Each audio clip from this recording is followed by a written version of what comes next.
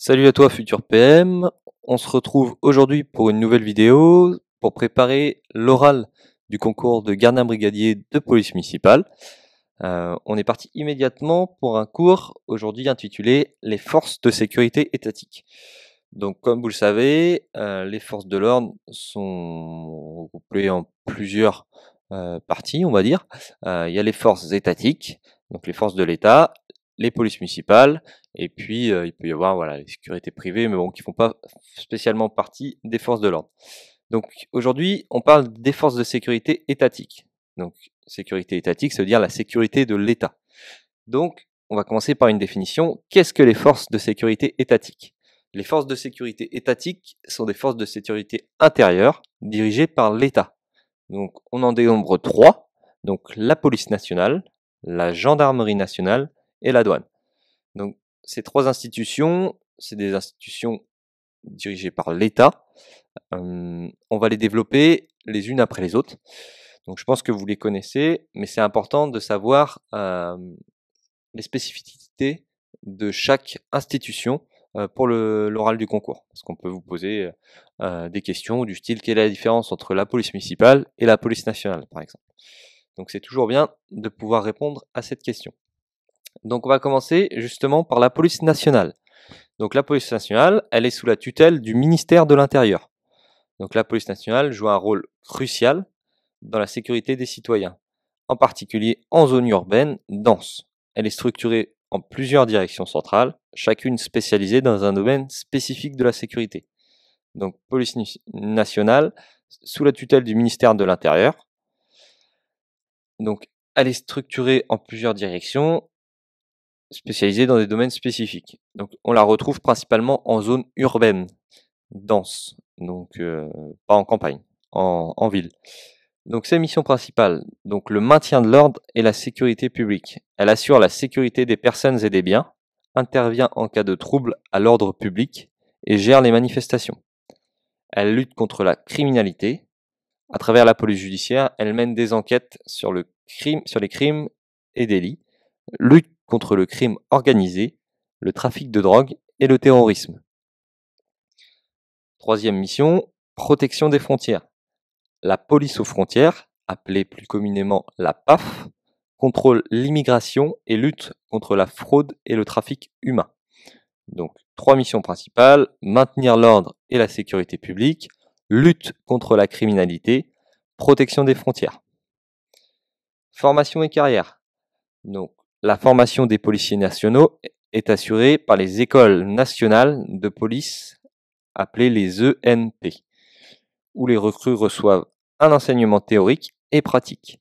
La carrière dans la police nationale offre des possibilités d'évolution à travers différents grades et spécialisations, selon les compétences et les aspirations de chacun. Donc, plusieurs grades, plusieurs spécialisations. Hop. On passe à la deuxième institution qui représente les forces de sécurité étatiques, donc la gendarmerie nationale. Donc opérant sous la tutelle du ministère de l'Intérieur et du ministère des Armées. Donc contrairement à la police nationale, elle est sous le ministère de l'Intérieur, c'est sûr, mais aussi le ministère des Armées. Elle fait partie des armées, la gendarmerie nationale. Donc c'est une force militaire chargée de missions de sécurité, principalement aux zones rurales et périurbaines.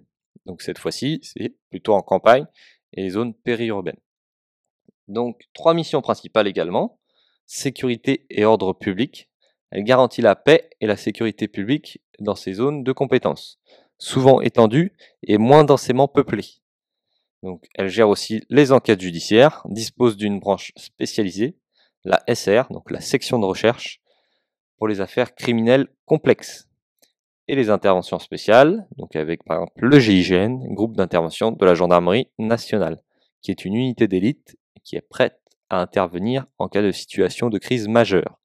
Donc sécurité et ordre public, enquête judiciaire et intervention spéciale.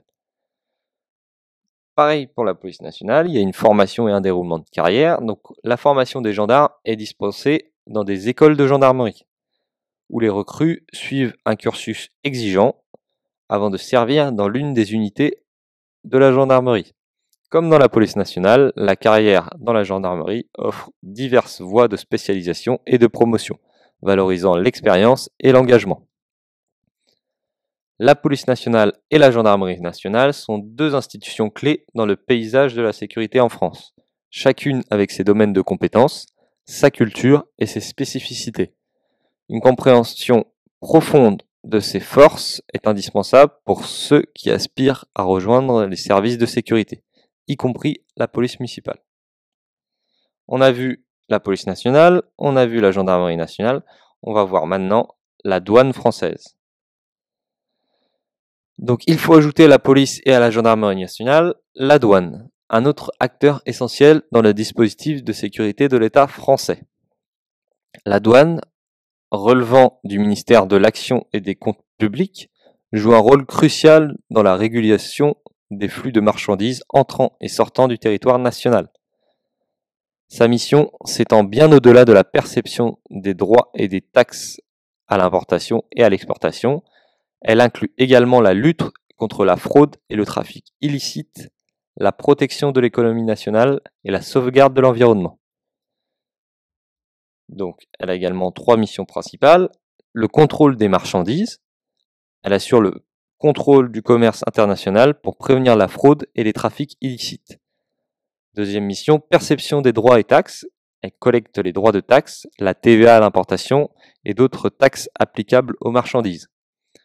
Protection du consommateur et de l'environnement. Elle veille aussi à la conformité des produits importés avec les normes de sécurité et environnementales en vigueur. Donc 3 missions, contrôle des marchandises, perception des droits de taxes, des droits et taxes, protection du consommateur et de l'environnement. Concernant sa formation et sa carrière, les agents des douanes suivent une formation spécifique qui varie selon le corps d'appartenance, soit contrôle des opérations commerciales, soit en surveillance. Donc c'est deux branches distinctes de la douane. Ceux qui sont plutôt en tenue, ils sont en surveillance. Ceux qui sont plutôt au contrôle des opérations commerciales sont plutôt en civil, dans les bureaux. Mais la douane, la vitrine de la douane, c'est plutôt la surveillance, qu'ils appellent la surve. Donc la carrière au sein de la douane offre de nombreuses opportunités de spécialisation, lutte contre la drogue, contrôle fiscal, etc. et de progression en fonction des compétences et des résultats obtenus et des aspirations de chacun. La douane est donc un acteur incontournable de la sécurité et de la régulation en France, participant activement à la protection de l'espace économique et social du pays.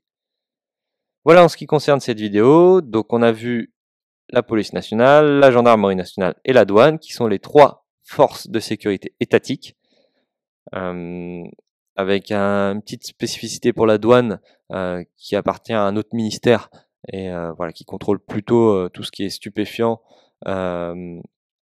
et puis les taxes et les marchandises. Mais voilà, c'est toujours important de connaître ça pour l'oral, puisqu'on peut te poser des questions sur la différence entre la police municipale et les forces étatiques. Encore une fois, tu peux m'envoyer un message sur Messenger pour me demander le cours. Je te l'enverrai avec plaisir. Et puis en attendant, on se retrouve très vite pour une nouvelle vidéo. Ciao, ciao!